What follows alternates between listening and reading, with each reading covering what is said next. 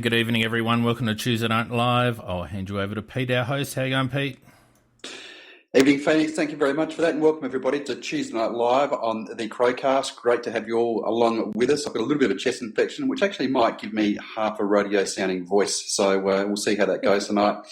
Great to have you all along with us. Don't forget to send in your messages, anything you want us to talk about. Happy to have a chat. And but in the meantime, I'll introduce the panel tonight. We've got our regulars, Nikki and Macca. How are you tonight, guys? Very good, thanks. Not too bad. And we'll have Phoenix hopping in and joining us tonight.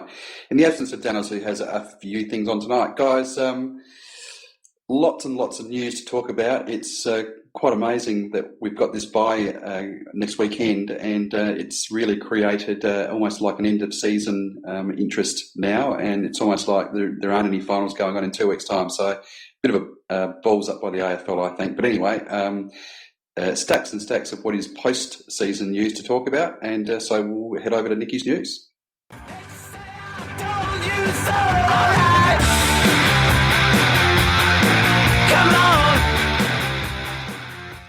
Well, there definitely is a lot to talk about. There's been some interesting movement that has occurred today regarding coaching changes and player movement. So the big one that everybody's been talking about is Cloak has requested a trade from Collingwood. It's going to be interesting to see where he ends up. He's apparently spoken to North Melbourne, Bulldogs and Richmond. Surprise, surprise about those three. North Melbourne have pretty much said no, so they're kind of out of the running there. But the real interesting part of that for me is how much is Collingwood going to pay out his contract, because he's on a $500K contract for next year. No team's going to take that on board in its entirety, so for Collingwood to let him go, they're going to have to decide how much they're willing to pay to ensure that he still gets that $500,000. Well, it's interesting because Collingwood have been at pains to say that, you know, they're quite willing to honour his contract and whatnot should he decide to stay, almost positioning themselves in a way to say, well, you know, you're not getting pushed out, so yeah, it'll be interesting to see how that one plays out, because you'd think the Bullies are the ones in the frame if he's staying in Victoria. They don't have a hell of a lot of room in their cap, I wouldn't have thought. Which is ridiculous. They seem to like throwing money at big forwards. Where they may have room in their cap, though, is there's kind of rumours abound that Stringer is not happy and the coach isn't that happy with him, even though the coach has been saying everything's fine and dandy, but they just don't want to play him. So Stringer could be on the move. So that could possibly open up some options there. That's one, Nikki. And there's also on Footy Classified last night, they do actually come up with a lot of stuff that never happens, but they were talking about the possibility of Richmond putting Riewoldt onto the market, and so that they can get the necessary goodies to get the midfielder from the Gold Coast. And that wouldn't be beyond the realms of them being dumb enough to take Cloak on? Well, watch Hawthorn regarding probably O'Meara. That's the rumours that was doing the round this afternoon.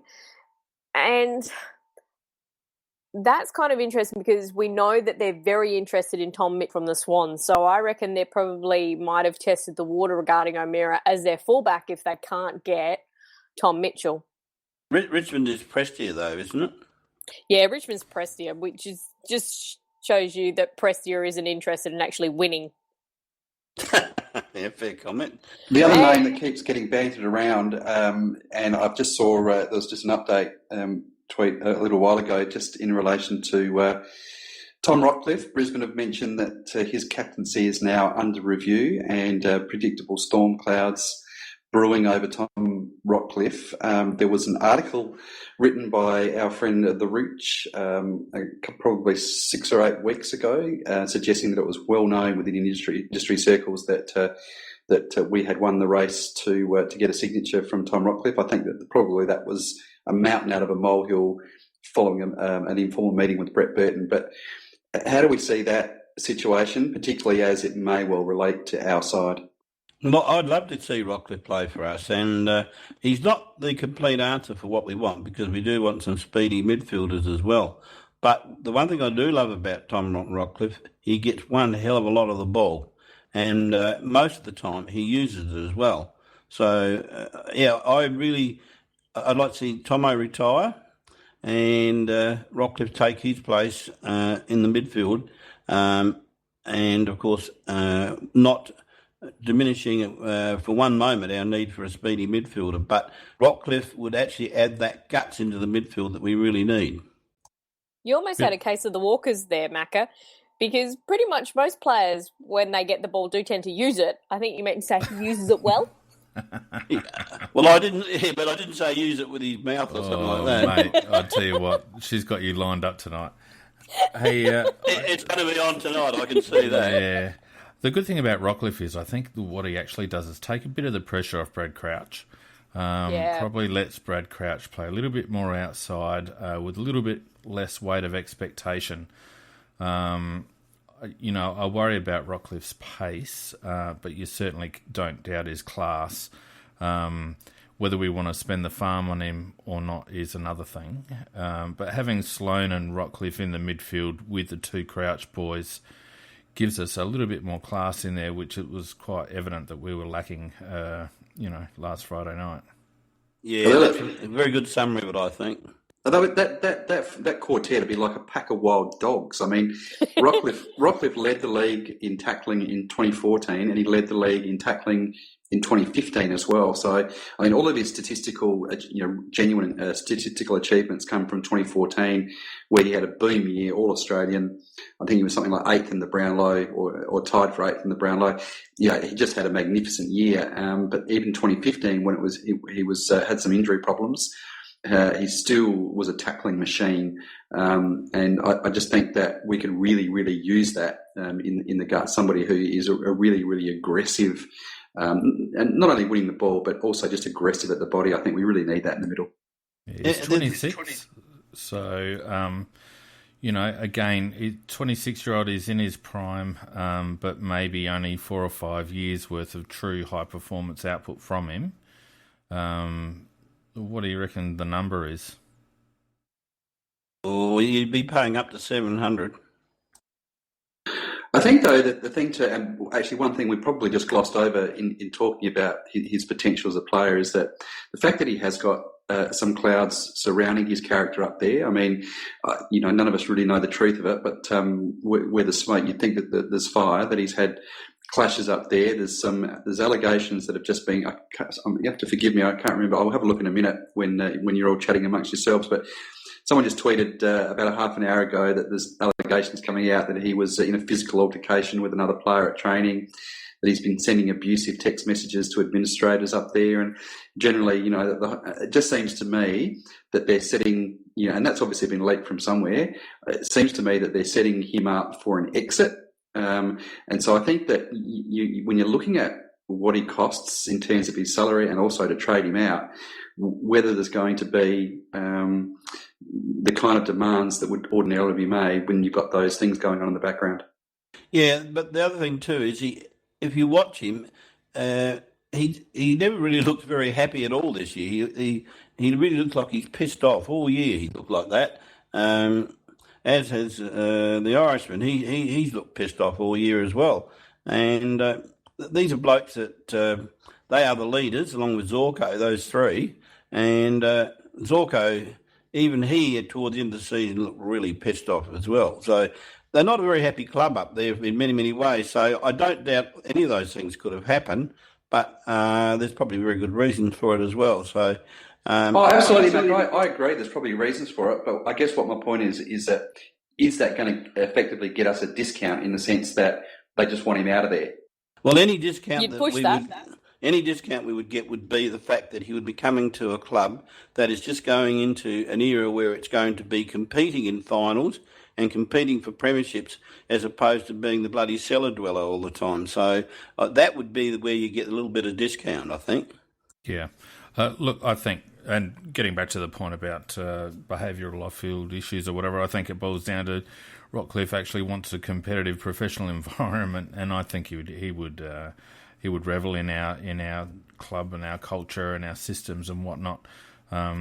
You'd think that a bloke in his prime wouldn't be relishing not only playing for a bottom team but playing for a club that's in such a mess. So they're going to have to be careful, Brisbane, because they lose Rocky and maybe one or two others with a couple of retirements. They're so thin on the ground, it's a long way back.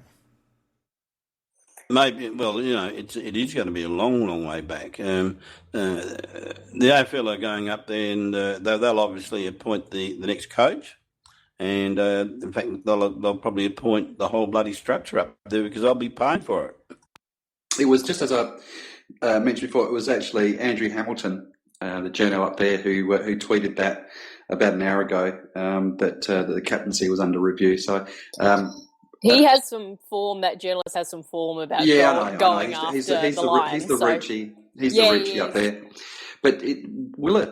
I guess the fact that the potential that they're pushing him out. I mean, as Macca says, we can probably negotiate his contract price on the basis that yes, coming to a successful club and all of that good stuff. In terms of what it costs to trade him down here, are we going? I mean, normally you would think someone of that ilk.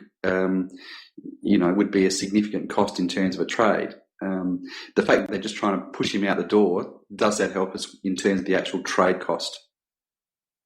I think it can a bit. If he's willing to be traded and he's willing to be traded to one team in particular, that then makes it a bit easier for the club that's after him if you can basically get him saying, well, I'm only going there and nowhere else. The other thing is they've got a lot of young players. They've gotten rid of some of their older players. They're going to the draft again. They're going to have high draft picks. They need a bit of experience. So I think we've possibly got some players there that we could move on. They've got to want to go, though. That's the hard thing, is they've got to want to go. And leaving somewhere that is very successful to head in that direction, that's going to be, I think the hardest part will actually be convincing players to go there. Like who, Nikki? Well, the one I mentioned in the chat as a possibility could be somebody like Douglas. But I know he's very embedded in Adelaide. He's got a very nice real estate portfolio and development going on. Or a couple of our kind of... Grig's been talked about to Port, that Port apparently are quite interested in him, but there's... Yeah, I'm trying to think who else might catch their eye. If you're going to bring in Rockcliffe, Cam Ellis-Yeoman becomes surplus. You would think. Well, it is, but I mean, it is what it is, and let's not be silly about it. Cam Ellis-Yeoman shows promise, and the debate is there about whether he's the standard, but most of us here think he is, but he's not Tom Rockcliffe. So you'd send him off with a hearty good luck and a couple of draft picks to Brisbane in a heartbeat, I would have thought.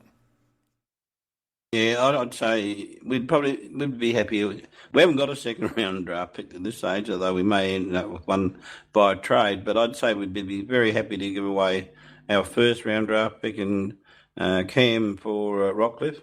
And whether Brisbane would do the deal for that, I don't know. But they may get no choice in the end if he really wanted to come here.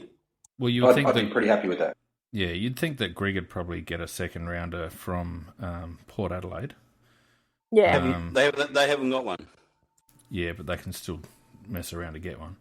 Yeah. And if you sent that up with Ellis-Yeoman and maybe someone else, I don't know. I don't know whether that gets it done, but you wouldn't be too far off the mark. But in other movement that occurred today, Richmond decided to get rid of, they haven't exactly gotten rid of 5 of their assistant and development coaches. What's been told is those people of those 5, some of them actually still have contracts for next year, but they've been told you should probably be looking elsewhere. So they don't want to say they've sacked them, but essentially they've sacked them. Yeah, I thought it was a very strange way to put it, but I think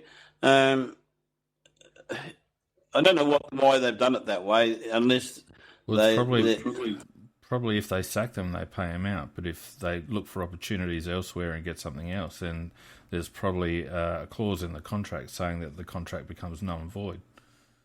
Yeah, or they only have to pay us a percentage.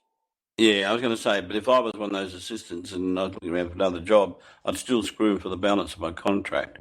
I'd certainly get as much as I could anyhow. So, of those of interest, or those that we know of, is of course Mark Williams and Lade. And we know that Walshy was very keen on getting Lade here to work with our midfield. Well, Lade's the obvious one, and I've been hanging out for Campo to seek greener pastures, and I'd quite happily bring in Lade for Camporelli. See, Campo won't, because like Douglas, he's got very strong business interests and, of course, young children. No, I'm just saying, terminate his contract. Except we know that how keen Walshy was actually on him. And Phoenix, you try telling Campo that he can't have a assistant coaching job at the Crows. Yeah, well, all he's got to do is look at our current midfield situation. The guy that I'd be interested in getting back to, who's very low profile, but I have some personal experience with him, is Greg Mellor. He went from being the West Adelaide under-18s academy coach to, I think initially he was a development coach at Richmond, and then I think he might have ended up being their forward line coach. But getting him into the Adelaide system, particularly with the SANFL team, I reckon would be a real bonus. He's a good bloke, and he's very clever and good at junior development, youth development. Well, there might be a certain SANFL coach that's on the move at the end of this season, if the whispers I've heard are true. Who is? Somebody who came from Sydney. O'Keefe. Yep. Yeah, well, is he even here? I haven't heard him. Jeez, what would we have done without Ryan O'Keefe for the last couple of years? What a junket for him, Jesus. I know. But the really big thing has come out, interestingly, just before GWS were about to play their very first final, that Lachie Whitfield seemed to be quite scared that he was going to get an illicit drug strike, and so hid out at the home of Lambert, who is now the welfare officer up at Brisbane. The collusion occurred with the assistance of Graham Allen, who is soon going to be named as the head of football department at Collingwood. That's a bit of a whoops. Yeah, it's a big one, isn't it? I actually haven't read much about it in great detail, and just heard exactly what you just said then, Nicky. Is there any more detail of what he's supposed to have done? Apart from, you've said what he's done, but why he was frightened? Jilted lover dobbed him in. That's the funny part. That's the funny part. She kept all the text messages. Whoops, boys. If you're going to do something like this, don't text your girlfriend at the time to say, we can't catch up because I'm hiding from the drug testers. If you idiot. So basically what the issue is that Asada weren't after him at all. In that time, they weren't going to test. But because this is to do with an illicit drug test, that is actually done by the AFL and not by Asada. Asada has nothing to do with the illicit drug testing. They only pick up on it for when it's considered a performance-enhancing drug on game day, which cocaine is one of those that is considered that. But out of competition, they don't care. You can take those drugs. But, of course, the AFL likes to be seen being proactive and community-minded, and drugs are bad. And where the issue kind of comes down to it is under the illicit drug code, the whole thing about hiding or trying to avoid a possible drug test has the same penalties that it does under the normal ASADA and WADA drug code, which if this actually gets found, if he gets found guilty that he has tried to evade and hide, from testers, even if they weren't turning up, that's 4 years. Yeah, and it's it's likely that he must have been on his third strike or second strike or something or other, because you'd think it would have been a non-issue other than that. As someone pointed out on the chat, if he's on his first strike or no strikes, then but then you also wonder, well, why not self-report? So the big concern is, well, not the concern, but the point of interest is the fact that not only would he get 4 years, but Allen and Lambert would get slapped with bans as well. Correct, and quite rightly. I just also read that apparently the AFL, did their own internal investigation, which is consistent with what you just said, that it's an AFL matter. But they've now just submitted all of their investigation findings to ASADA. Is there any reason why they're doing that? Because what happens is the clubs supply the information to the AFL on where the players are. They have to notify that. So players actually have to, if they're going to stay somewhere else and not in their normal house, they actually have to let the club know, because the club then has to let the AFL know, because the AFL then forwards that on to ASADA. So by them actively trying to hide this information so that nobody could track him down, it means the club has lied to the AFL, and the AFL then don't have accurate records to pass on to ASADA. Now, just because ASADA didn't need to look at them at that time, the ruling is that you still have to let the testers know where you are. Yeah, but what has it got to do? So my question is that why would the investigation now be handed over to ASADA? Are ASADA the ones that are going to impose the penalty if there's in fact a penalty to be imposed? I think it possibly will, because the whole thing of avoiding a drug test is a penalty. It is a penalty under the WADA code. There were 2 Greek runners who didn't make it to the Olympics because they got hit with the ban because they tried to they gave false information about where they were going to be. Right. All right. We'll follow that closely. I guess one of the other big things that came out today was obviously the port delistings. Johnny Butcher, I think Johnny Butcher still has something to offer. Well, laughter for us. And you can come at me. I believe that he would be very, very useful to pick up as a rookie. He'd be a delisted free agent. There would be no cost to picking him up. A fairly modest contract. And you'd have somebody that I think that you could work with. If you looked at his SNFL season, he's had a pretty decent SNFL season. We've got no backup key position forwards at the moment. Deer is developing. I just don't see any reason why, for virtually no cost, we wouldn't pick him up. And I still think if you look back at his draft reports, they all mentioned his kicking. They all said that it could be, that it hadn't affected his development and that he could still be a very, very good player. I don't think it's a matter of working with his action. I think his action got him to a top 10 draft pick.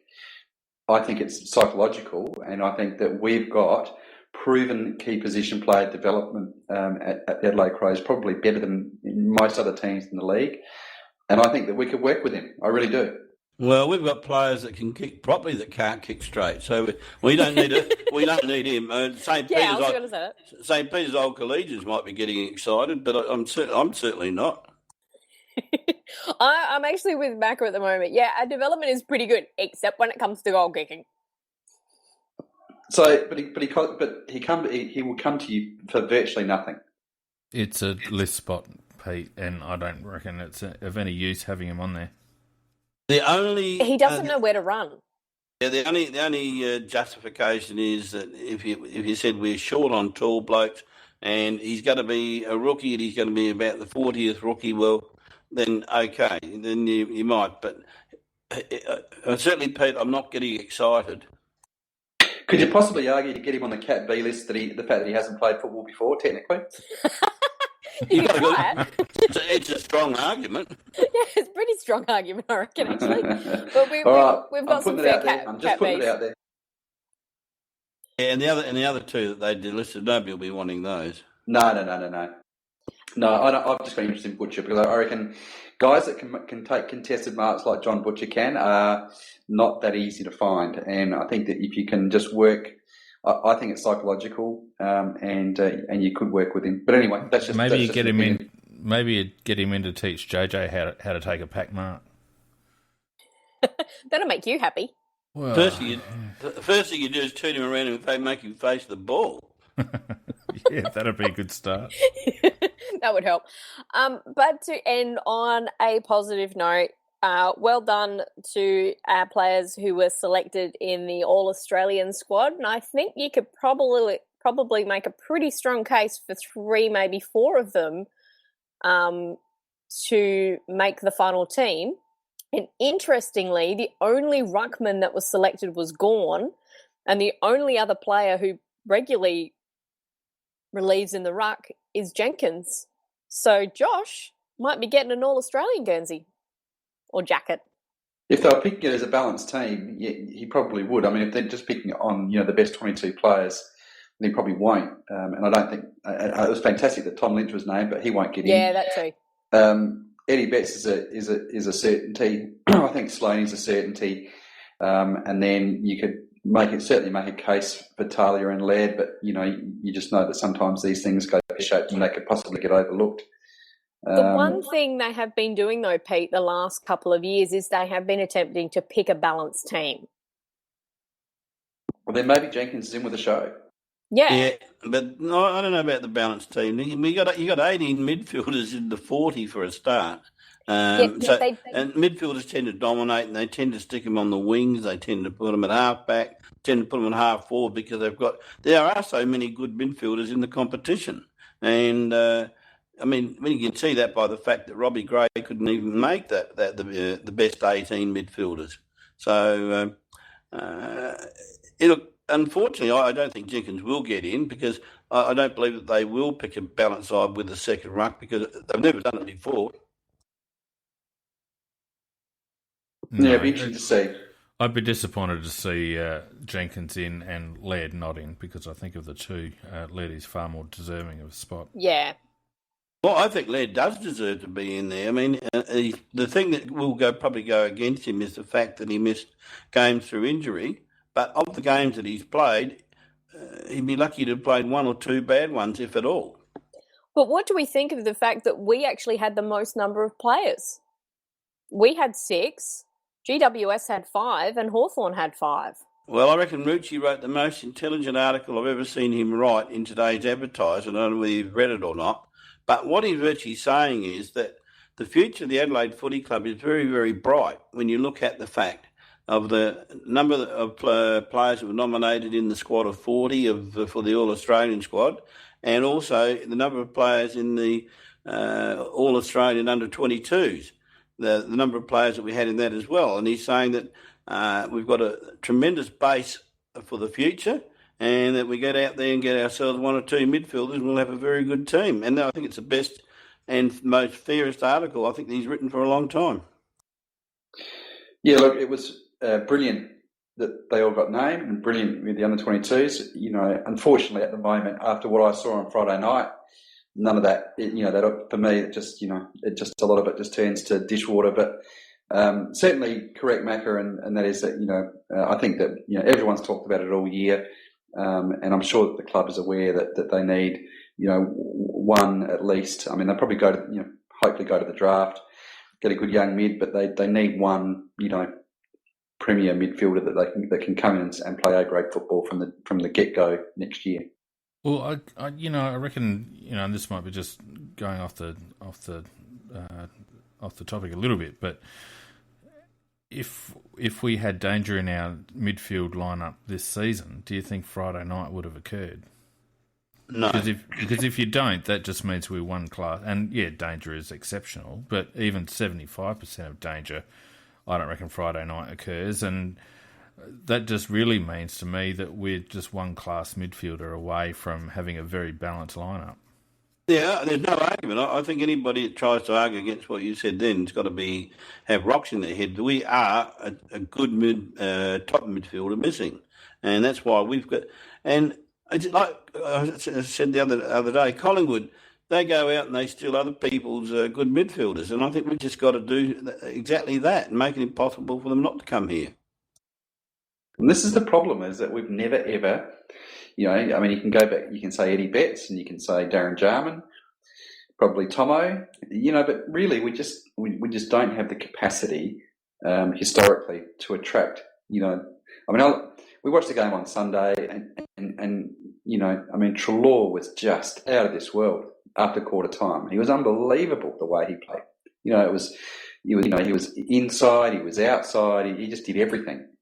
And I looked and I thought, that's just exactly who we need. He just brings everything to the table, but we cannot attract that standard of player. Well, Collingwood, that's the second midfielder in a row that they've got off of GWS, and Adams they got the year before.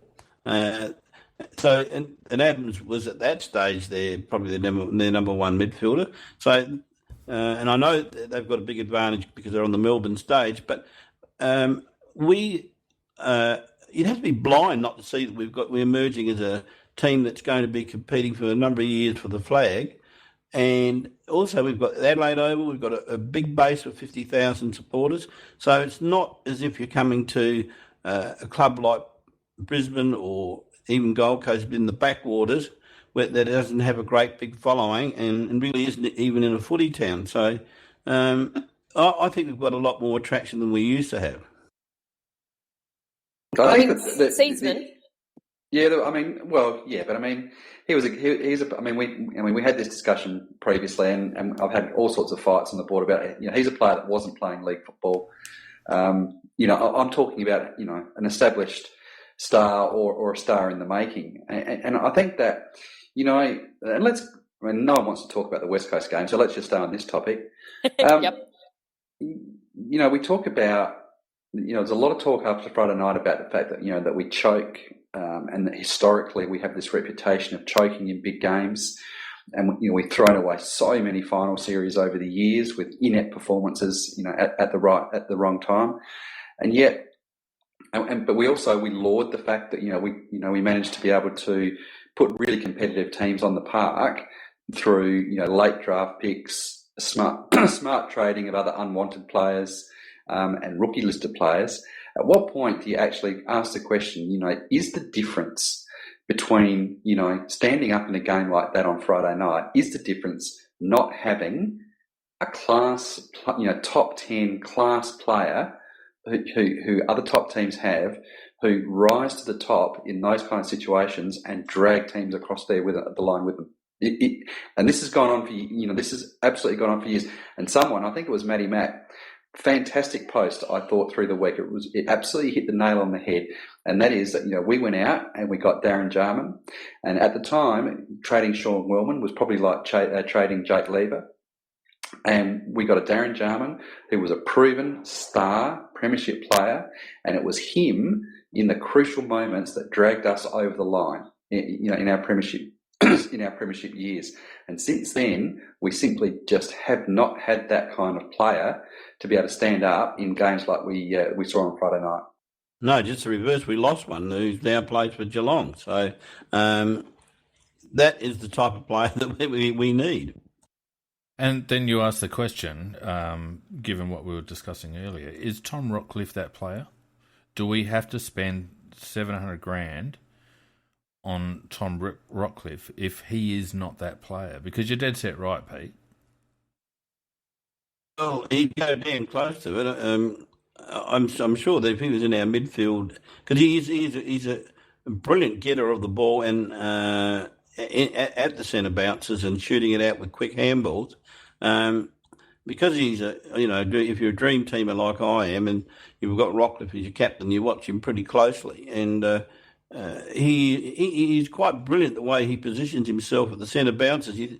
I watched him in the last game, and I thought, God, you're standing in the wrong spot to get the ball.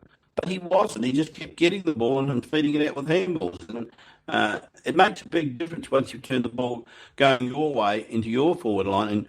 And they don't get a chance to clutter up your forward line. You can have players spreading all over the place as the ball comes in there very quickly. it's a whole different ball game. And so I think you say if Rockcliffe had played for us on the weekend, it would have been a lot different result, a lot different. Are we tainted though, Macca, by let's angle the discussion this way. You've got Prestia, O'Meara, and Rockcliffe on the market. Of those three, who do you think is the biggest potential game changer? You know which one I'm going to answer. Well, I agree with you, Nikki, actually. You're going to say Prestia, but Yeah. well, firstly, you can't go O'Meara because he hasn't played for 2 years. And those knees worry me. And it is a big gamble. I wouldn't like our club to gamble on him.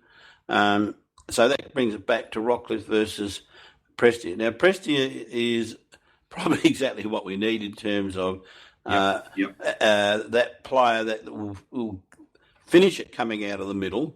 Rockcliffe is the type of bloke that would feed it to him in the first place. So, a little bit of a chicken and egg situation there if you argue about it. But if you do watch the Brisbane game and you ever get a situation watching past games, just watch him in the middle, how he seems to be out of position when they bounce the ball, but by the time the ball is coming down, he reads it so beautifully off a hand, he's the one that usually feeds it out. So, who wins you the games? Who wins you the games? Like I think. Sorry, Phoenix. I was just going to say, in answer to your question, I think that he could be, as long as you get the 2014 version, and the 2015-16 version is an affected player by events that are going on up there. You get the 2014 version, and I think you're away. Well, he certainly looks very disaffected. Another thing too is Lepic has used him, which he obviously doesn't like very much. Sometimes just for almost the full game as a forward, and he loves being wherever the ball is. And if we got a lot of the ball, he probably wouldn't mind being up forward. But playing as a forward up at Brisbane, sometimes you could be there and not sit for a very long time. So I think he also resented the way he was used quite a bit as well by Lepic. So you throw then Nat Fife into that equation. Would you pay double for Nat Fife? Would you throw 1.4, 1.5 at Nat Fife? Yeah, absolutely. Absolutely. No, you'll kill your side if you do that. You can't throw 1.4 at anybody. Yes, you can, especially with the new CBA. Under the new CBA, you could at least go over a mil, 1.2, something like that. Well, you could, but no, you can do anything that you want to do, but it may not be the wisest thing you ever did because it depends whether how much it disaffects the other players. Why would it disaffect the other players? I mean, you're getting in a top 5 midfielder into your team to win a flag. I don't think anyone's going to be disaffected by that. I'm sure Geelong weren't disaffected by getting Dangerfield. Dangerfield didn't get 1.2. Yeah, I know, but he's still the highest paid player at Geelong. Yeah, he'll be getting close to that with a lot of his other side deals. I know his side deals make up for it, but he would have got That's the only reason he was willing to take the drop in pay at Geelong was he gets to go home, and they had side deals lined up. Yeah, well, coming back to Fife, the situation, would you pay 1.2 million for Fife? It does limit, though, what you can do with the rest of your team, although although the point is that I'm talking about on our current structure, of how much we've got to use. I don't know how much it's going to go up by. Well, it's going to go up by a fair bit. We're also losing a couple of players. Tomo is, potentially an out. D-Max coming to the end of his gold-plated contract. Richie Douglas is another. I'm sure that we've front-loaded contracts because we had changeover from Danger's contract when he left.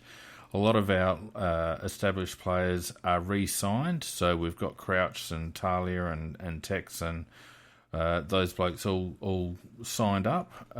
So we have a very clear picture of what the top end of our list looks like from a TPP point of view. If we could get 5 for 1.2, for me, it's a start the car moment. Well, it certainly make a big difference to the side. I can't argue against that. Lever would be really happy. Why is that, Nicky? Well, Fife's his favourite player. He'd be everyone's favourite player if he was here. And you do know they asked Fife who his favourite player was, and he said Sloane because he reckons he looks like he'd be a good bloke and he liked his hair. Well, they're both surfers. Sounds very intelligent. Well, getting back to the point, and without waffling on too much, Peter's point about getting class to win you flags is exactly the reason why you sell the farm for a guy like Nat Fyfe, assuming his leg's okay, and by all reports that it is, and the fact that he's slightly, whispers that he's a little disaffected down at Fremantle. They're 2 or 3 years away from becoming a force again, you would think. We're obviously a step away from, being real gilt-edged contenders. It's clear that we need someone of his ilk. There's obviously a need. There's obviously money available. I'd make him the highest paid midfielder in the comp without any shadow of a doubt. Wouldn't even think twice. No, would not think. As you say, start the car because there's only a few players in the competition, and I saw one. I didn't realise, but I saw one on Sunday in Adam Treloar. Players that when there is a huge wave coming against you, that they can pretty much by themselves stand up, put their hands up, and turn that wave the other way. And there's not many that can do that. Yeah, he was brilliant, wasn't he? The way he did it, and he was unbelievable. And that was after not having a touch in the first quarter, and the coach has really given him the round to the kitchen at quarter time, and he's come out and responded with 16 possessions in the second quarter, and he kept up the very heavy rate of possession in the third and the fourth, and he just kept driving Collingwood in time after time. So your point is very valid that these guys they're like gold. So maybe you're right. I don't know. Well, we've got a bunch of plotters in there at the moment, and they're all good in terms of what they do. I don't hold people's optimism about Brad Crouch becoming a top 10 midfielder in the league. I really don't. From what I've seen, I don't think he's going to be that player. I'd hold your gunpowder on that one until after next year. Well, I'm saying as it stands right now, I don't see him as a game changer, Macca. I see him as a bit of an accumulator. But I don't see him as that game breaker, that mercurial player that like an Andrew McLeod or a D Jarman that can just turn a game on its head with a moment of brilliance. And that's what our midfield needs, just that class element. Sloaney, for all his gutsy play and all the rest of it, even Sloane is a rough diamond. We just need that silky, classy midfielder just to top us off. Yeah, but the bloke you're talking about in Fife, he's not really that either. He's not silky. He played very much like the Treloar style, where he just makes the wave roll in their direction. And but he's evasive and he's quick and he's good in the air, Macca. He's class, absolute class. Well, he is good in the air. He's bloody tall, Yep. He's as tall as a key position player. All right, anyway. We've kind of wandered off there, and look, I hope the listeners don't mind. I just let that roll because I don't think anybody really wants to revisit Friday night. It was a diabolical disaster. It was yet another wedding at the bed that I just don't even really want to go there. Do we want to talk a little bit about the upcoming final, even though we're a week away? Or I don't see why not. Yeah. Before we start on that, though, just one thing about the game that's just gone, and we won't talk too much about the game because if you got eyes, you saw what happened. But how much do you think the distractions during the week had an effect on our players? Any or none or what? I don't buy it at all. I've been with this side since inception, and I've just seen it too many times. I've just seen it time and time again when they're in this situation where all they've got to do is take the next step. I'm sure we're all there, in 2006 when it's half time in a preliminary final and we're 4 goals up in a home preliminary final, kicking with a 5-goal wind in the third quarter. And we conspired to lose that game. We continually conspire to lose critical games. It is cultural. It's repetitive. And I've tried to identify, specific reasons, and that's why I brought up the issue of the, not actually having top 10 class players that can turn games when things are down. And so, no, I have to say I don't buy all of the excuses trotted out. For me, it's cultural. And if you want to say, and people say, well, look, culture, it can't apply. Things that happened, 10 years ago can't be, visited upon players that you have now. Well, if anyone wanted to see how culture can affect players who aren't necessarily part of the team, you only had to look at Fitzpatrick for Hawthorn on Sunday, who was, generally speaking, not part of that team, hasn't been involved in any of the premiership winning game, and yet he goes out there and kicks a 70-metre goal when the team desperately needs it. That's culture. The only concession that I'm willing to make about Friday night is when you look at it pragmatically and remove the issue of culture, which I happen to agree with you, Pete, on, is that we had a very, very solid game 2 weeks ago against Port, 6-day break, and then travelling to Freo for a ridiculous time slot over there. Had to scramble to make the plane, come back, another 6-day break, and up against an up and running West Coast. I think I think that fed into the flatness that we saw, but I think most of it was nervous energy, which, as we're calling it, a choke. But I do think that the 2 6-day breaks, together with the Fremantle game, the situation, the logistics around that game, certainly didn't help our cause. Yeah, and the other thing that did occur to me is that didn't we have an opportunity to have this last game on a Monday, and we didn't want it for the reasons of the crowd? Yep. Having it on the Friday night was diabolical. I would have rather seen them play on a Monday night and get 25,000 there. Who gives a shit about the crowd at this stage? We want to be fresh, and having it on the Friday night, I don't know which genius agreed to that, but it was diabolical. Well, actually, that wasn't the football department. That was the admin department. And Fagan. And then instead of having a 9-day break, which we could have had before this game, and we would have been a lot fresher, we had a 6-day break. Yep, it was corporate decision. Yeah, but I think he'd only said no to the Monday night, that there being a Monday night. We're not doing the Monday night. So the AFL went, okay, fine.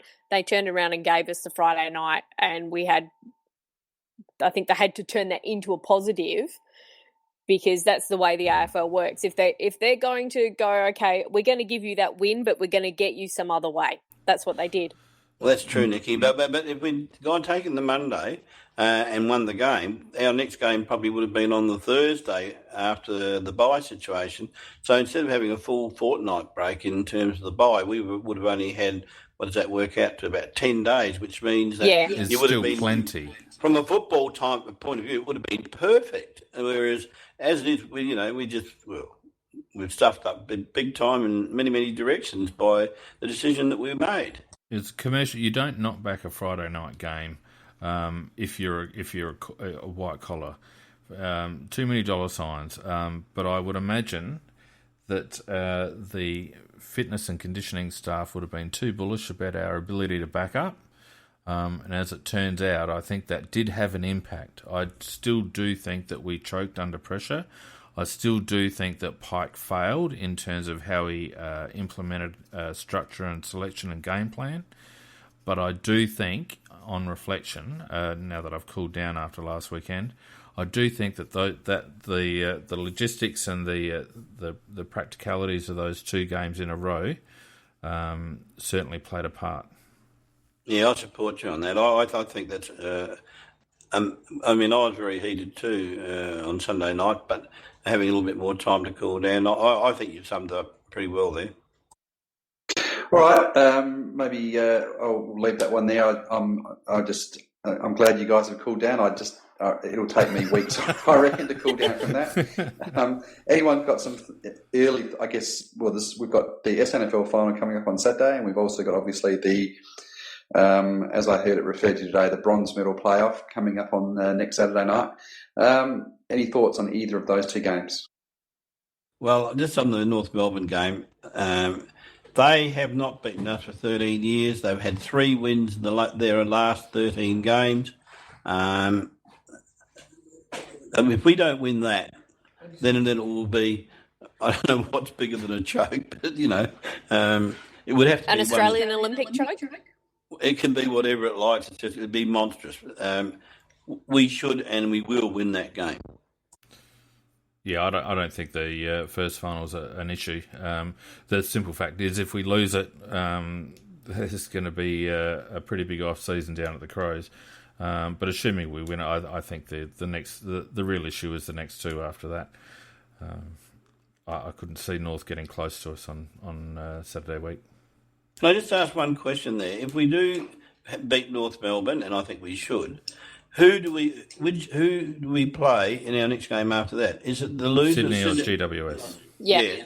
And presuming that's GWS, will we still have a chance to win that one as well? Yep. Yeah, I think so. Yeah, after what I saw Friday night, I'll certainly just do as the players say and just take each week as it comes. SNFL, we've got a final. Which is that? Is it the qualifying final coming or elimination final? It's an elimination final for us. Against Centrals? Yes. I think Sorry, mate, you go. Mate. No, I was just going to say the interesting one is that Cam Ellis-Yeoman has been given leave to play despite technically not qualifying, as we discussed on Sunday night. Yeah, Nikki. Well done from the SNFL. Yeah, and Nikki, you were 100% right in every player that you said, whether they were eligible or not. And Sloan, etc., could have played, but the ones who didn't play in the SNFL, even though they haven't played any other games, and Cam couldn't, which is when you look at the common sense of that, I think that the SANFL has made the right decision, although apparently they put a lot of the SANFL clubs offside. Oh, no, that was Warren Partland's take on it, but I would imagine, I don't think any SANFL club would see it as anything more than a windfall if Cam Ellis-Yeoman wasn't playing. And, by the same token, we've come out very openly and very early on and ruled out playing Smith and Sloan, even though technically we could have. So I think it's a case of common sense prevailing, and I don't think Centrals or anyone else would have a problem with it, to be honest. No, I think it's the right thing, but it'll probably upset somebody. Oh, they're always upset by us.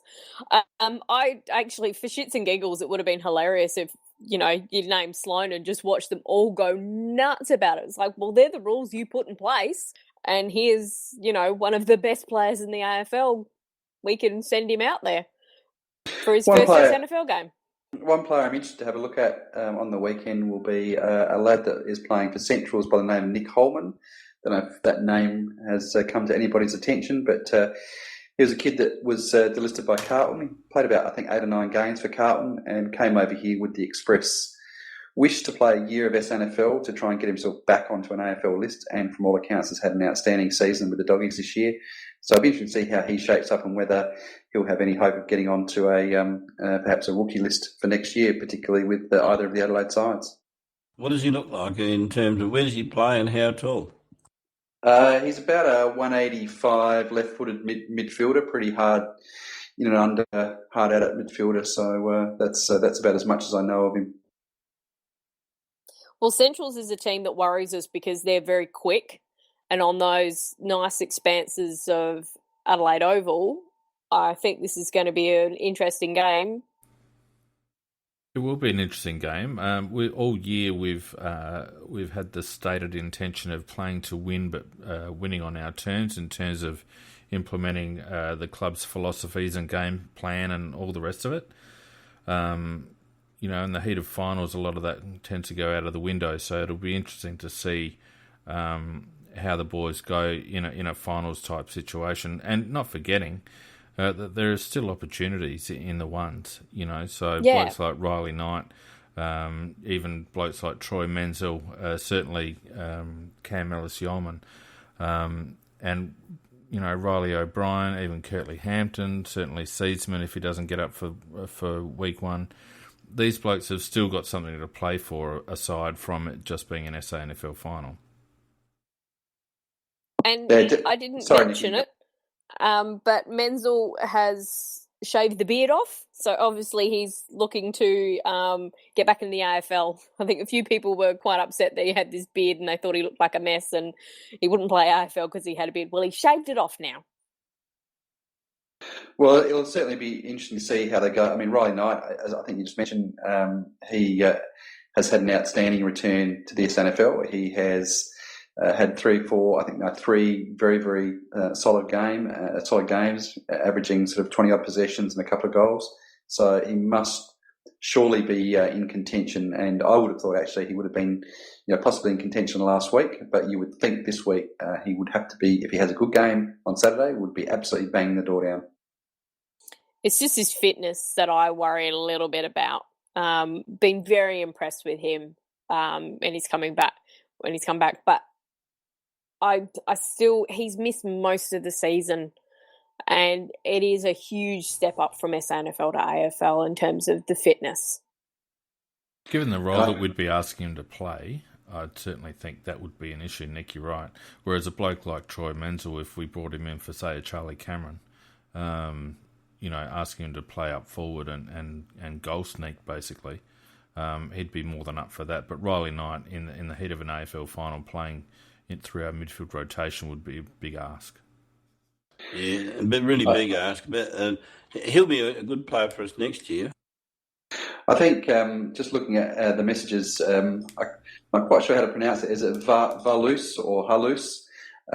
Made mention there. I absolutely agree with you on this one, mate. And that is that do we honestly see Pike bring in Knight for a final? And we wouldn't have the courage.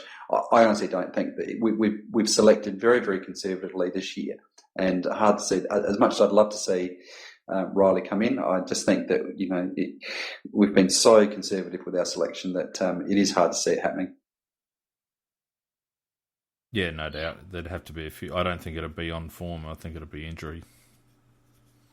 But we know we've got some depth there that's sitting there quite nicely. We've got him, we've got Hampton who can come in. Menzel, we've got O'Brien who has... who else? And I think... I mean, Otten can come in and give us a chop out if we need. Bloody hell. No, he's actually had quite a good season. We know he can do that. He won't be outstanding. Yes, he's lost that little bit of speed, but, he can still come in and do a job. And he can do it with Phoenix quality. Got very excited about it. Yeah, I know. But can you see me with my head in my hands? He's going to do what has to be done, and that's it if we do get those injuries. So we do have some decent depth that's sitting there. I am a little worried about Centrals, though, because they really are a quick side. But I'd be very interested to see what happens at the game and whether we really stick to our AFL game plan or whether we actually tweak it a little bit. Because I do know that Paul Thomas was actually given the reins. I'm trying to remember which game it was. It was one of those that we actually won. Ago. Yeah, and they've been quite keen to do that. So he kind of went away a little bit from the traditional structures because he knows the SANFL system and he knows that the type of games that are played there. So, well, I don't think we can lose sight of the fact that they're our reserves team, and I'd be somewhat disappointed if all of a sudden they changed around a game plan to. I know it's an SANFL final, and therein lies the conundrum. On the one hand, you're trying to win a final, but you're trying to win a final with your reserves team. Now, I don't think if you go back to the days where it was just the SANFL. No one gave a rat's ass if you won a reserves grand final. And I think, unfortunately for the SANFL comp, that's the way the Crows need to treat this game. It is still an opportunity for us to get game time and form into our second stringers. And I'd be disappointed if we undermined our game plan and our systems and structures just to try and win a game of footy. How important is it, though, Phoenix? How important is it that, given the fact that the first team are in finals, is it more important to actually win this game on Saturday from the perspective of continuing to have our B-grade team going, playing games during finals? Well, it Does that always make helps. sense? Yeah, it Does that make always sense? helps. It's always a big helps. advantage, yeah, I reckon. And point well taken there. But you'd hate for them to turn it into a big scrappy Ross Lyons mess just for the sake of winning the game, and then have to come in the next week if you're playing AFL, and all of a sudden you're on a high paced game against GWS. So I don't know. Yeah, it's a balance. It's a balance. Yeah. Yeah, and that's what I'm quite interested in seeing as to how they're going to do that balance. So I'll be there. I think it's a 12-10 game. One quick question, Nikki. The two ex-cricketers, do they have a future at AFL? Oh, you mean the basketballer and the cricketer? Basketball and cricket. I think they definitely do. Keith, unfortunately, there's I'm trying to think, was it a stress fracture in his back or something? Cracked a vertebrae. Yeah, which is a real pity because he's been absolute quality down back. They're saying that he's recovering quite well and might actually be available next week if we go through. Well, he was at the game, which was nice to see on Saturday. Just pity about the way the game went. Actually, a whole lot of them were there once again, which is really good to see. He's a lot taller than what you think. He's quite quick, and his ability to read the play, and he's a beautiful left foot kick too. Greenwood's been very interesting because he seems to have stagnated if people are just looking at the stats in the second half of the year. But we've started playing him more in the midfield. So early on he was just playing up forward and he was learning the way up forward. Now we're putting him in the midfield and he's having to learn how to be a midfielder. He struggles a little bit with it initially when he starts there, and then he eventually picks up the pace of the game. He's also not afraid to put his body on the line, and just his competitive nature is very good. And he's got that jump, which, that basketball kind of jump. So he's a much better Henderson. The reason I asked the question is because Uni was on the radio tonight and he gave him Greenwood a real rap, and he said that Heath is going to be a very, very good player. Yeah. I just remember Keith's first game that he played was against South Adelaide, and where I was sitting was not far away from where Hardigan turned up with his ute, put down the back of the train. There's him and Lever and Brown. And I think there was a Smith and a few of the others. Anytime Keith got anywhere near the ball, those boys would just yell. And it was quite interesting to see how excited they were to see him play. So I think they know that he's going to be such a good player too. Oh, look, really though, I mean, let's not get too excited. They're Category B rookies. They're coming from different sports. I would be highly, highly, highly surprised if either of them make it into our first 22 for more than a game or two, if at all. I just don't see it. No, I don't see it at all. But anyway, look, we'll probably be able to pick that up maybe next week. We're way over time at the moment, I think. Or not way over time, but we're a little bit over time. So we got one thing to do. What have we got to do? Cock Wallenball. Oh my God! Well, can we do a 30-second Cock Womble? Yeah, I think it's pretty easy who it's going to be. One moment, please.